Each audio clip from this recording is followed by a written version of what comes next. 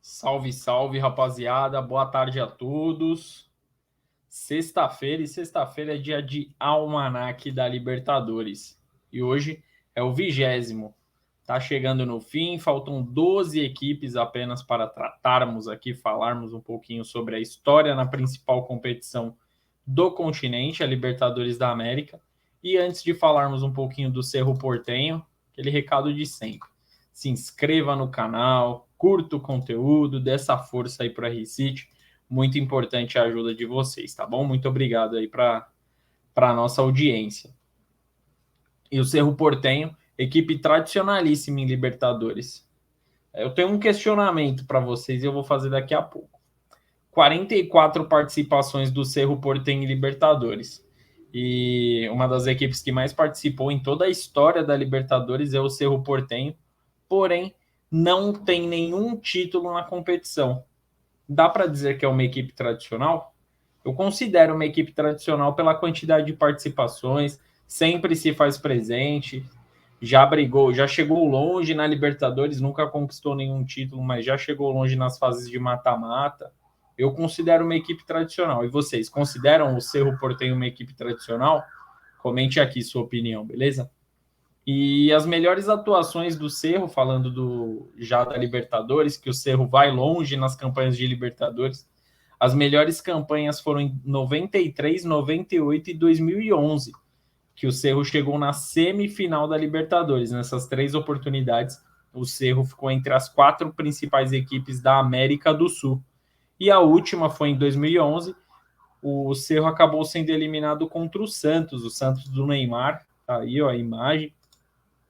O Cerro acabou chegando em uma semifinal contra o Peixe, que conquistou a Libertadores daquele ano. Então, foi um confronto muito difícil, inclusive, falando um pouquinho dessa Libertadores, o Cerro ele entrou na pré-Libertadores, a equipe do Cerro superou na pré o Deportivo Petare e na fase de grupos enfrentou o Santos, o Colo-Colo e o Táchira, coincidentemente o Santos, equipe que acabou eliminando o Cerro Porteño na semifinal desse mesmo ano.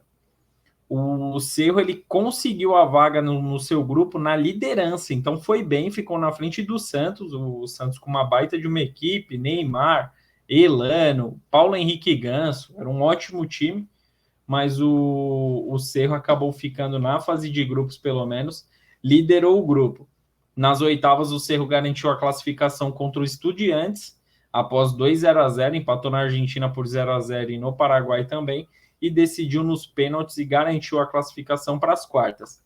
Nas quartas, a classificação foi contra o Jaguares, equipe pouco conhecida aí da América do Sul, empatou fora de casa e venceu por 1-0 no Paraguai, e na semifinal a eliminação. Semifinal tá aí a imagem do jogo da semifinal em 2011, perdeu para o Santos na Vila por 1-0 e no Paraguai foi 3-3, um baita de um jogo no Paraguai, porém o Cerro não conseguiu a classificação. Era um bom time esse time do Cerro Porteño, talvez se conseguisse uma vaga na final, tinha grandes chances aí de conquistar o seu título inédito, porque fez uma grande semifinal contra o Santos. E o jogador mais conhecido desse elenco de 2011, mais conhecido pelo menos aqui no cenário brasileiro, foi o Pires, né? O Ivan Pires, lateral direito, com muitas passagens pela seleção paraguaia, jogador que sempre estava presente na seleção. Ele jogou aqui no Brasil pelo São Paulo, porém não deu muito certo aqui no Brasil. E pela seleção paraguaia ele jogou 4 Copas Américas. Então, um cara que tem muita identificação com o país de uma maneira geral, né? Sempre estava representando a camisa paraguaia e foi bem no Cerro Porteño. E desde 2018, o Cerro está presente em todas as Libertadores. Cerro Porteño, como eu disse, de tradição, a equipe que sempre está na Libertadores, já são 5 Libertadores em sequência que o Cerro deixa seu nome. E nessa sequência de 5 Libertadores seguidas, a melhor campanha foi em 2019. Na oportunidade, o Cerro chegou nas quartas de final e acabou sendo eliminado pelo River Plate. O River Plate, que foi o finalista dessa Libertadores e acabou perdendo para o Flamengo lá em 2019. Então, Cerro Porteño é uma equipe aí que cai nessas fases de mata-mata, mas geralmente cai para grandes adversários que vão longe na competição. E para essa fase de grupos, para a Libertadores de 2023, o Cerro não conseguiu uma boa classificação no Paraguai e teve que jogar a pré-Libertadores. Porém, foi uma grande pré-Libertadores por parte do Cerro Porteño. Disputou 4 partidas, que são 2 fases, e venceu as 4, não perdeu nenhuma das fases. Está aí a imagem do jogo contra o River Plate, em 2019, quando chegou nas quartas de final, e aí já está a imagem da Libertadores desse ano. O Cerro, na primeira fase da pré-Libertadores, venceu o Curicó Unido, venceu por 1-0 em casa e fora de casa. Então fez barba, cabelo e bigode, né? Venceu lá e cá. E na segunda fase, o jogo decisivo, que valia a vaga para a fase de grupos da Libertadores, um desafio mais complicado, Fortaleza, que vem fazendo bastante sucesso aqui no Brasil, uma equipe que dá trabalho para grandes equipes, já eliminou São Paulo, no Brasileiro sempre está surpreendendo, já venceu o Flamengo, enfim, é uma boa equipe essa equipe do Fortaleza, uma equipe que tem um projeto bem interessante, e o Cerro Porteño eliminou o Fortaleza, venceu no Castelão por 1-0 e também venceu no Paraguai, só que dessa vez por 2-1. Então essa fase de pré-Libertadores, nem empate, nem derrotas, 100% de aproveitamento para o Cerro Porteño, o que dá muita moral para essa disputa na fase de grupos. E 2 argentinos acabaram sendo os principais destaques nessa fase de pré-Libertadores e nesse primeiro jogo, que a gente já vai falar do primeiro jogo na fase de grupos do Cerro Porteño. O meia Cláudio Aquino, o primeiro destaque da equipe do Cerro Porteño, tem 31 anos de idade e já marcou 2 gols nessa Libertadores. Ele é um jogador já bem identificado com a equipe do Cerro, 4 temporadas pela equipe paraguaia, e é um cara que honra a camisa, a torcida gosta muito dele, ele vem tendo um bom início de temporada, 31 anos de idade aí pro Cláudio Aquino, e vem desempenhando bem seu papel na meiuca do Cerro. E ele já atuou no Fluminense, ele já atuou aqui no Fluminense no futebol brasileiro em 2016, porém ele teve uma passagem muito apagada. Outro jogador que vem se destacando no Cerro Porteño e também é argentino é o Diego Turing. O Turing, que já atuou aqui no Grêmio, no Atlético Goianiense, aqui no futebol brasileiro, chegou nesse ano no Cerro Porteño e também marcou 2 gols na Libertadores. 5 jogos do Cerro Porteño na Libertadores até agora, 2 gols do Turing. Ele tem 33 anos, é um pouquinho mais velho que o Cláudio Aquino, e é a segunda passagem dele pelo Cerro Porteño. Então também é um jogador com identificação, assim como o Cláudio Aquino. Ele já atuou no Cerro de 2017 a 2020. Então ficou fora de 2020 até o fim de 2022 e voltou a um lugar que parece que ele se sente bem à vontade, o Turing. E o Cerro, ele tem 2 brasileiros no seu elenco, além desses jogadores que vêm se destacando bastante. Tem o Eduardo Brock, zagueiro que era do Cruzeiro, contribuiu no acesso para a Série A do Cruzeiro, no título da Série B. E tem o Jean, que já jogou no São Paulo, já foi goleiro do Bahia, defendeu a seleção brasileira de base em algumas oportunidades. Ele também está no Cerro Porteño um pouquinho mais de tempo, teve algumas polêmicas no São Paulo, acabou saindo do tricolor paulista, foi para o Atlético Goianiense e agora faz muito sucesso na equipe paraguaia, vem muito bem nessa Libertadores, já fez alguns milagres nesse início de Libertadores o Jean, e parece que vem recuperando o seu bom futebol no Paraguai. Tanto o Brock, tanto o Jean são titulares na equipe, pelo menos até o momento da gravação.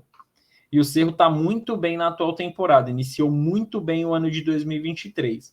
Já são 16 partidas da equipe paraguaia com 10 vitórias, 5 empates e apenas 1 derrota.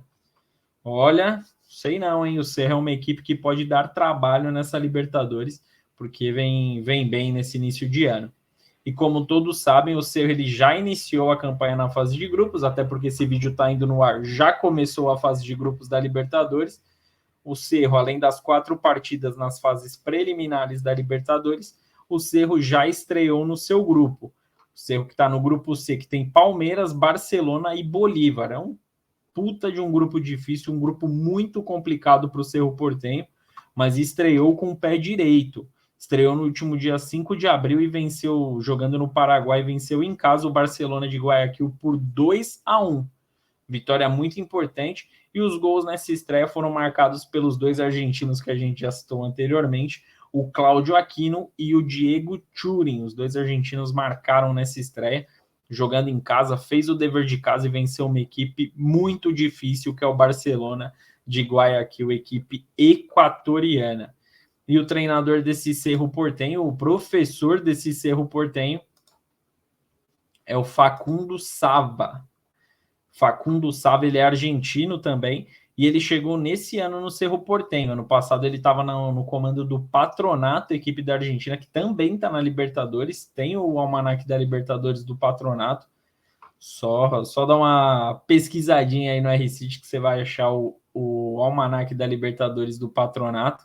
E esse é o novo professor aí do Cerro Porteño, que vem fazendo um baita de um trabalho nesse início de ano. E a casa do Cerro Porteño é o estádio General Pablo Rojas, mais conhecido como La Ola. Fica localizado em Assunção, capital do Paraguai, e tem capacidade para 45 mil torcedores. É um grande estádio lá no Paraguai, e já foi palco da estreia do Cerro Porteño, casa cheia na estreia do Cerro, na vitória por 2-1 contra o Barcelona. Grupo complicado esse grupo, eu acho que o Palmeiras é muito favorito no grupo C, eu acho que o Palmeiras é quase uma certeza de classificação, mas a briga está muito boa entre Barcelona de Guayaquil e Cerro Porteño.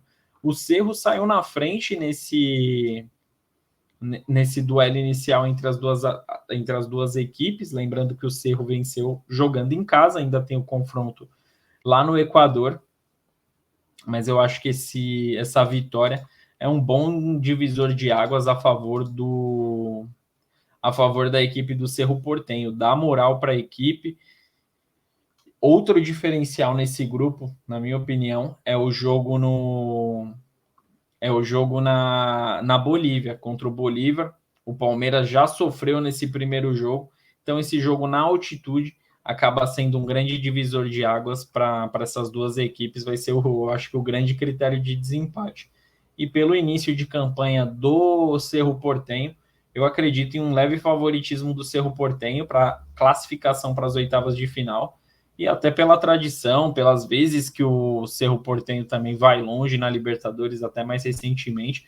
O Barcelona de Guayaquil já chegou em algumas finais de Libertadores, é uma equipe com tradição na competição, a gente já falou também do Barcelona, mas o ano do Cerro Porteño é um pouquinho melhor do que o do Cerro, tem uma leve vantagem, mas é bem complicado esse grupo. Acho que, tirando o Palmeiras, vai ser uma briga aí de cachorro grande para garantir a segunda vaga nesse grupo.